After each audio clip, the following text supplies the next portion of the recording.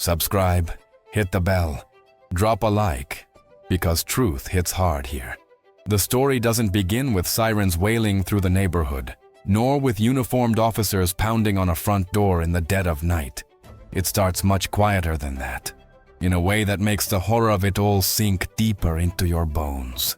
It begins with a child's backpack lying open on the living room floor, its contents spilled across the carpet like scattered breadcrumbs leading nowhere. A single sandal sits overturned near the couch, its mate mysteriously absent.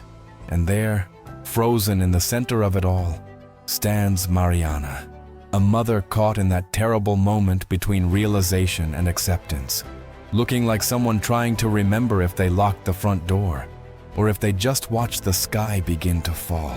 She breathes in deeply, holds it, releases, then does it again and again. Her mind races faster than any question the police will ask when they arrive, cycling through the last hour, the last day, the last week, searching desperately for the moment when everything went wrong, for the details she missed, the warning signs she ignored. The afternoon had started normally enough. Julia had been playing in the front yard, while Mariana folded laundry inside. The window open so she could hear her daughter's voice drifting in with the warm breeze. She'd been singing something, one of those nonsensical songs 6-year-olds invent, all mixed up lyrics and made up melodies. Mariana had smiled to herself, thinking about how she'd miss these sounds someday when Julia grew older and too cool for spontaneous songs. Then the phone had rung. Just a telemarketer, barely 30 seconds of conversation. But 30 seconds was all it took. When Mariana looked out the window again, the yard was empty. The singing had stopped. At first, there was no panic. Kids wander off. They chase butterflies or follow cats down the sidewalk. Mariana called out, walked through the house, checked the bathroom, the bedrooms, behind doors. She stepped into the backyard, calling Julia's name with increasing urgency. She walked to the front gate, looked up and down the street. Nothing. She knocked on the neighbor's door. Had Mrs. Santos seen Julia? No, she hadn't. Mariana's heart began to pound harder now, a drum building toward a crescendo. She checked the yard again, walked to the corner, called her daughter's name loud enough that other neighbors began appearing in doorways, asking what was wrong.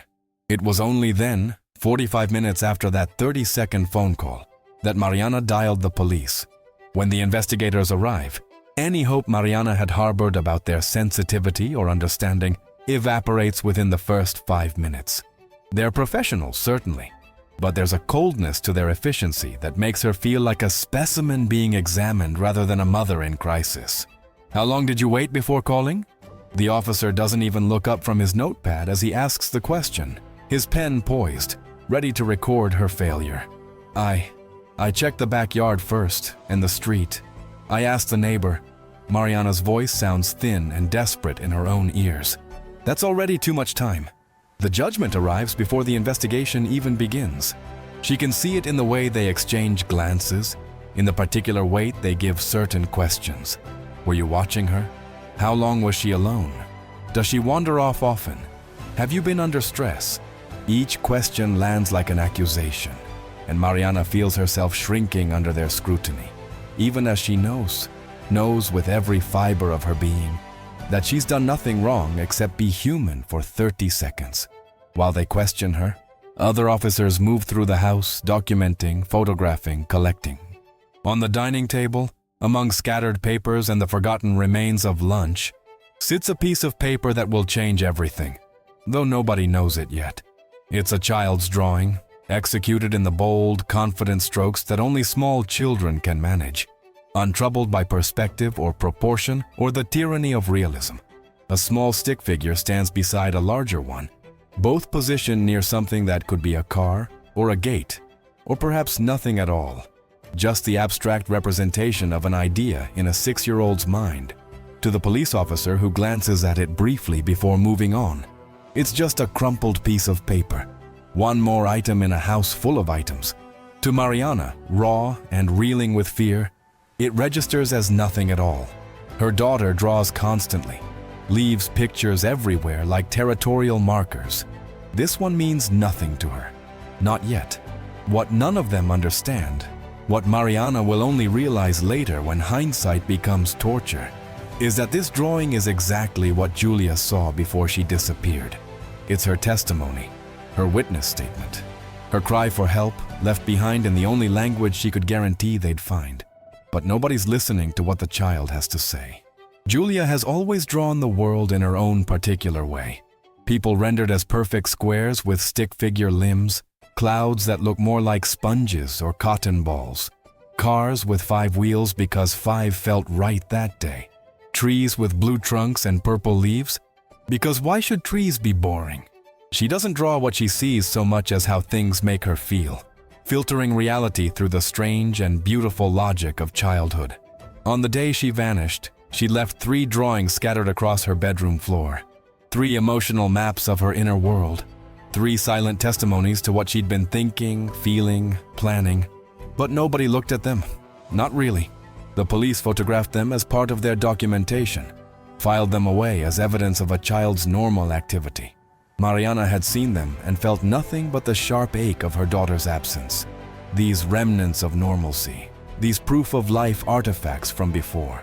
Meanwhile, as the hours stretch into a full day, Mariana finds herself having to defend against the growing suspicion of not just the police, but her neighbors, her own family.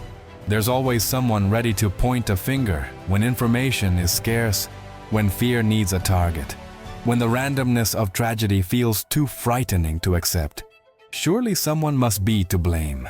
And who easier to blame than the mother who was inside folding laundry while her child was taken?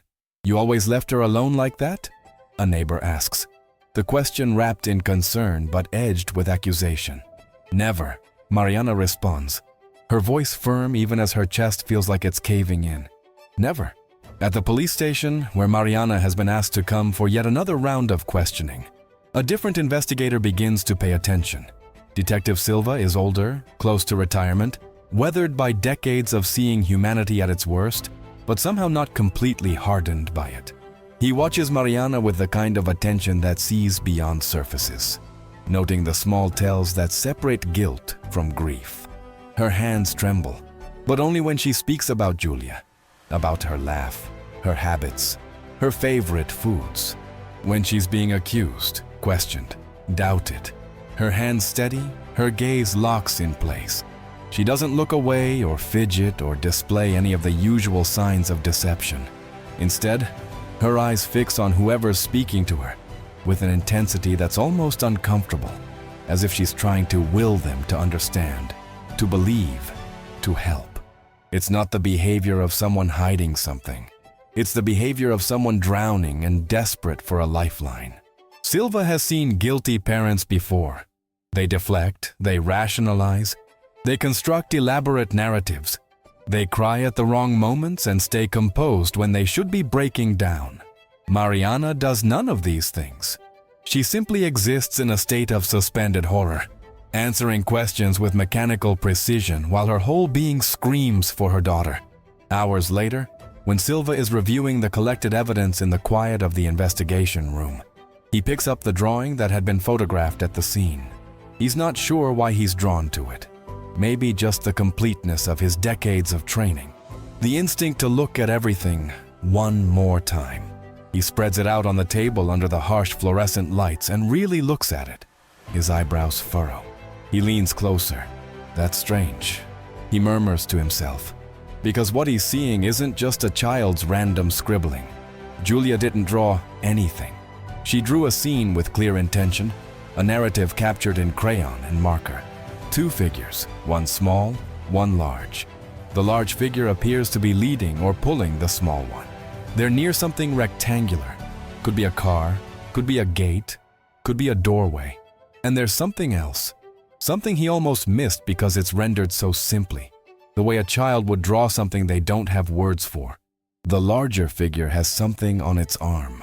A thick band around the forearm, shaded in darker. It looks remarkably like a brace, an immobilizer, a splint. Silva's heart rate picks up.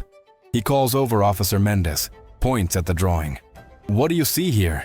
Mendez squints, shrugs. "Kid's drawing. Person with another person. Look at the arm. the big figure's arm. It takes a moment, but then Mendez sees it too. Is that a brace? That's what I thought. Silva is already moving, grabbing the file, flipping through witness statements and canvassing reports.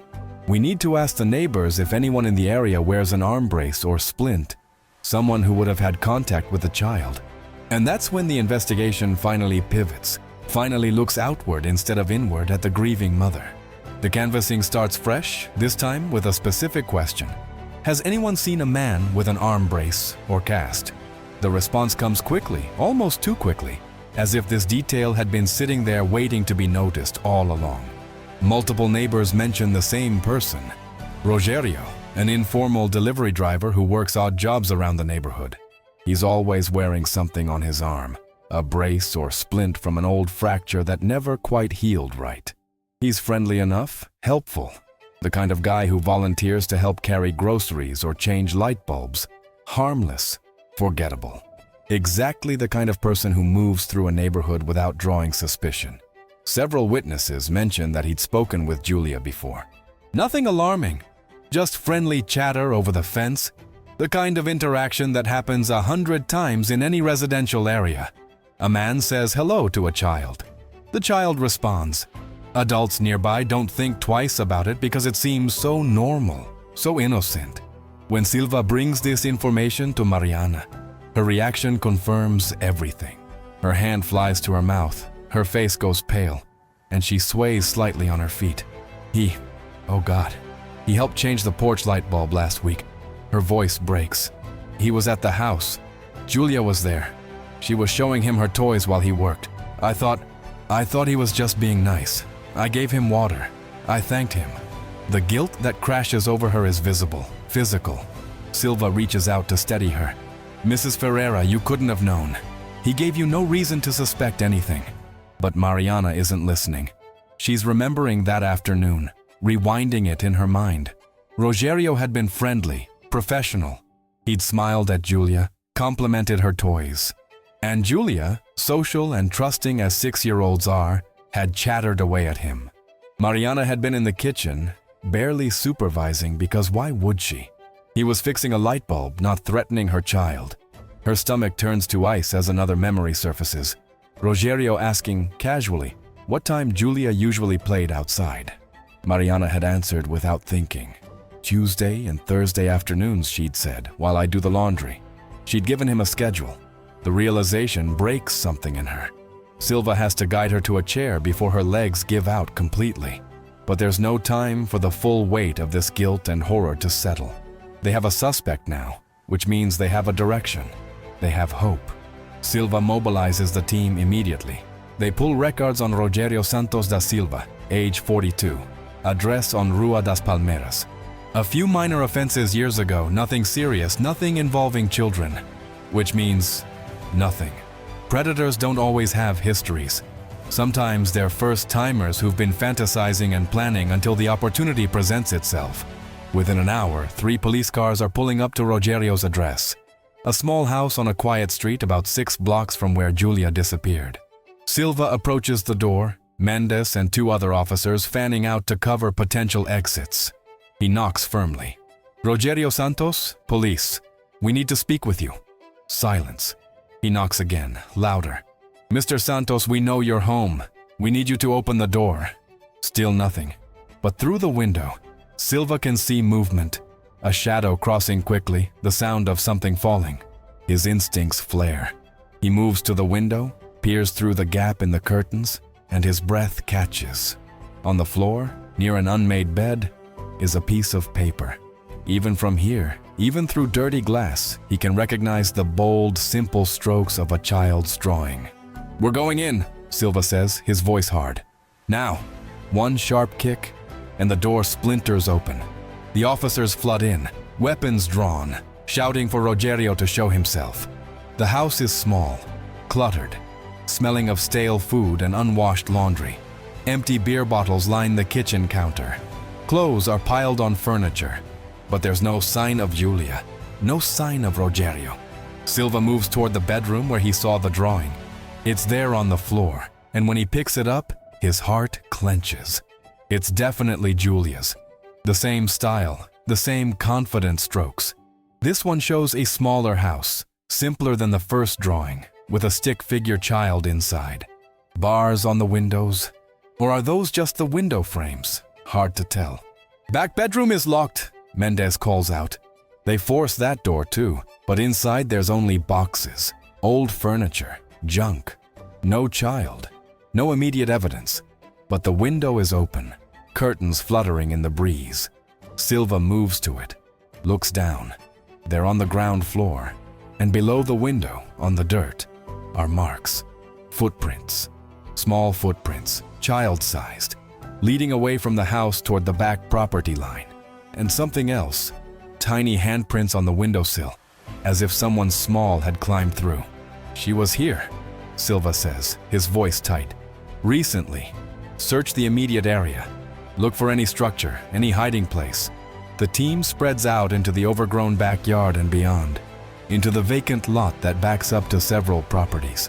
It's overgrown with weeds, littered with trash, dotted with abandoned furniture and old tires. The kind of urban wasteland that exists in the cracks of every city. And that's where they find it. Tucked against the back wall of the vacant lot, partially hidden by a collapsed section of fence and overgrown bushes, is a crude shelter. It's been constructed from old wooden pallets, covered with a tarp, made just large enough for an adult to crouch in and a child to stand. The entrance is barely visible, deliberately camouflaged. Silva's heart hammers as he approaches, calling for backup, one hand on his weapon. But when he pulls back the tarp, the shelter is empty of people.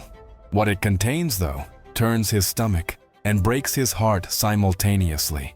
Inside, there are blankets spread on the ground, empty food packages, cookies, juice boxes, candy, a camping lantern, and on the walls, stuck up with tape, are Julia's drawings.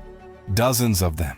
They cover every surface of the makeshift shelter like wallpaper, like decorations, as if Rogerio had been trying to make the space appealing to a child, or perhaps keeping trophies of his captivity. But as Silva looks closer, his seasoned investigator's eye catching details, he realizes something crucial. These aren't just random drawings. They're sequential. They tell a story. And more than that, they're recent. Some of the tape is still sticky, not yet dried out. Some of the crayon marks look fresh, unsmudged. "Mendez," Silva calls out, his voice urgent. "Get Mrs. Ferreira on the phone, now, and bring me someone who can photograph all of these immediately. Don't touch them, just photograph them in order." While they wait, Silva studies the drawings with increasing understanding and admiration for the intelligence of the 6-year-old who made them. Because Julia hasn't just been drawing to pass time, or because she was scared. She's been leaving a trail, a breadcrumb path for anyone smart enough to follow it. The first drawing shows Rogerio's house, recognizable by the specific pattern of the fence, the tree in the front yard. The next shows the backyard, the fence line. Then this shelter, drawn with remarkable accuracy for a child's rendering. And then more. Drawings of other locations, each one seeming to map a journey. A wall with specific graffiti. A large tree with distinctive drooping branches. A blue house with a red door. When Mariana arrives, brought by a police escort, she's barely holding herself together. Silva shows her the last drawing, the one of the blue house. "Do you recognize this?" he asks gently. "Any of these landmarks?" Mariana's hands shake as she holds the paper. Her eyes scan it desperately, trying to force meaning from her daughter's simple lines.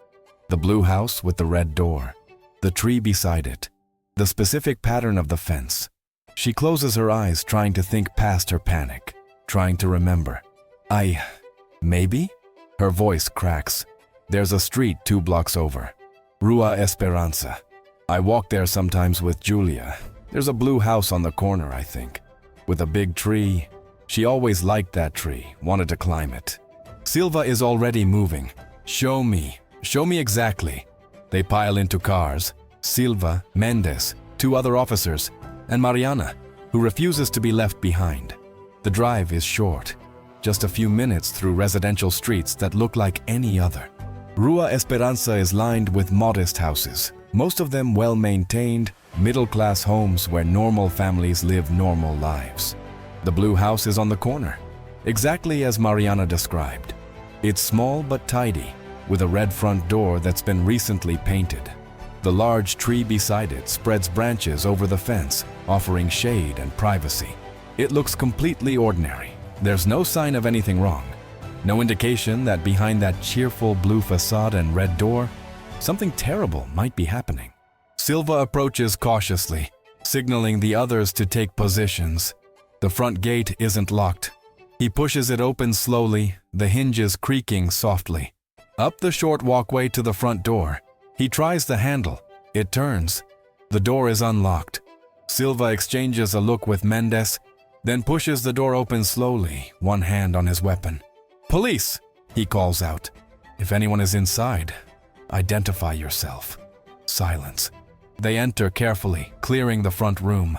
A simple living space with worn furniture, family photos on the walls, children's toys in a box in the corner. It looks like someone's grandmother's house, warm and lived in. For a moment, Silva wonders if they're wrong, if Julia's drawing was just a coincidence, just a house she liked the look of. Then he hears it, a small sound from deeper in the house. A scuffle maybe, or a whimper. "Julia!" he calls out, his voice gentle now. "Julia, it's the police. Your mother is here. You're safe." Another sound, definitely coming from down the hall, from behind a closed door. Silva moves quickly but carefully, Mendes right behind him. He reaches the door, tries the handle. Locked from the outside. A padlock recently installed, the wood around the screws still showing fresh marks. "Stand back," Silva says, and kicks the door hard. It takes 2 kicks, but the frame splinters and the door crashes open. The room beyond is dark, curtains drawn, smelling of fear and stale air.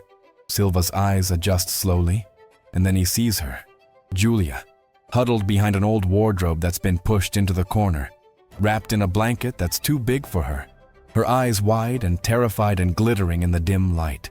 "Mom?" The word comes out small and hoarse, as if she's been crying or screaming and has no voice left. Behind Silva, Mariana pushes past the officers, maternal instinct overriding everything else. She crashes to her knees in front of the wardrobe, her arms reaching out. "Baby, oh my baby, I'm here.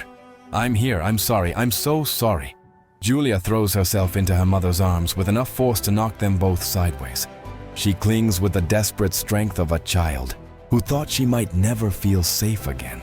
Burying her face in Mariana's shoulder, her small body shaking with sobs that sound like they're being torn from somewhere deep inside. Mariana wraps herself around her daughter, rocking her, whispering streams of love and apology and relief, her own tears mixing with Julia's. She runs her hands over Julia's back, her arms, her legs, checking frantically for injuries. The child appears physically unharmed, though trauma has clearly left its mark in her wide eyes and the way she flinches at sudden movements. Silva steps back, giving them space, his own eyes stinging with tears he won't let fall. In all his years on the force, this moment, the moment of recovery, of reunification, never gets old, never stops hitting him right in the chest, because so many times, it doesn't end this way. So many times the call comes too late, the clues aren't followed, the child isn't found alive. But this time, secure the house, he says quietly to Mendes, then put out an APB for Rogerio Santos. All units, consider him armed and dangerous. As medics arrive to check Julia over and social workers begin the process of documentation and care, Silva crouches down to the child's level. Mariana has calmed her enough that she's no longer sobbing, though she still clings to her mother like a lifeline. "Julia," Silva says gently, "you are very, very smart. The drawings you made, they helped us find you. You saved yourself." Julia looks at him with those enormous eyes, still frightened, but with a spark of something else. Pride, maybe. Understanding. "I made them for Mommy to find," she whispers, her voice raspy. "He said no one would look for me, but I knew Mommy would. So I drew the places." Mariana makes a sound between a laugh and a sob, pulling Julia closer. "I'll always look for you. Always. Forever." Within hours, Rogerio is located and apprehended. He'd been preparing to flee. his car packed with belongings, money withdrawn from his accounts. He'd heard the police at his house, seen them searching, and panicked. But he hadn't counted on a 6-year-old being smart enough, brave enough, determined enough to leave a trail that would lead right to her. When detectives interview Julia in the days that follow, with child psychologists and her mother present, the story emerges. Rogerio had been watching her for weeks, learning her routine, earning trust. When he'd come to fix the porch light, he'd been mapping the house, planning. He'd approached her in the yard that afternoon when Mariana was distracted, told her he'd found a hurt kitten that needed help. Would she come see? Just around the corner, just for a minute. And Julia, kind and trusting and 6 years old, had gone with him. He'd taken her to his house first, but he'd known the police would come eventually. So he'd moved her to the vacant lot shelter, keeping her there while he figured out his next move. When he realized the police were getting closer, he'd moved her again to his mother's house, the blue house with the red door. His mother was away visiting family. He thought he'd have time. He thought a child couldn't possibly outsmart him. But Julia had remembered something her teacher had taught them about being lost. Leave markers. Make yourself seen. Don't hide where no one can find you. She'd taken those lessons and adapted them, using the only tools she had, paper and crayons that Rogerio had given her, probably thinking they'd keep her quiet and occupied. Instead, she'd created a map, a testimony, a trail of evidence that would lead straight to her rescue. The media, of course, descends on the story like vultures. They want to interview Mariana, want to photograph Julia, want to turn tragedy into entertainment and survival into spectacle. Reporters camp outside their house, shout questions whenever they leave. Some are sympathetic, others accusatory. All of them hungry for details, for emotion, for content. Silva, who has become something of a protective figure for the family, stands between them and the cameras at one press conference. When a reporter asks if Mariana failed as a mother by losing track of her daughter, Silva's response is sharp and immediate. She didn't fail as a mother, he says, his voice hard with conviction. We failed. The police, the neighbors, the system, by not listening to what a child was trying to tell us from the very beginning. Julia Ferreira is alive today because she was smart, brave, and resourceful, and because her mother never stopped believing we'd find her. Any narrative that suggests otherwise is not just wrong, it's harmful. The room falls silent for a moment, then erupts with questions. But Silva is done. He steps away from the microphone, away from the cameras, back to the work that actually matters. In the weeks that follow, as Julia begins the long process of healing from her trauma, as therapy sessions and police interviews and court preparations become the new normal, mother and daughter cling to each other with a fierce intensity, born of having nearly lost everything. Mariana sleeps in Julia's room now, waking at the slightest sound. Julia rarely lets her mother out of sight. Her small hand, always reaching to make sure Mariana is there, is real, isn't going to disappear. But slowly, gradually, life begins to reassemble itself around this new reality. Julia returns to school, though with accommodations and support. She continues to draw, though now her pictures are monitored, analyzed, understood as the powerful form of communication they always were. Her teachers learn to look closer, to see beyond the simple stick figures and bright colors to the stories being told underneath.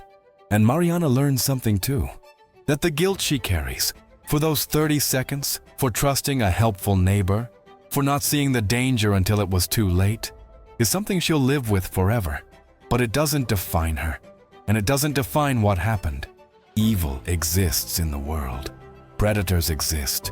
They're patient and clever, and they exploit trust and kindness, and the brief moments when we're not paying attention. But so does resilience. So does courage. So does the fierce, unbreakable love between a mother and daughter.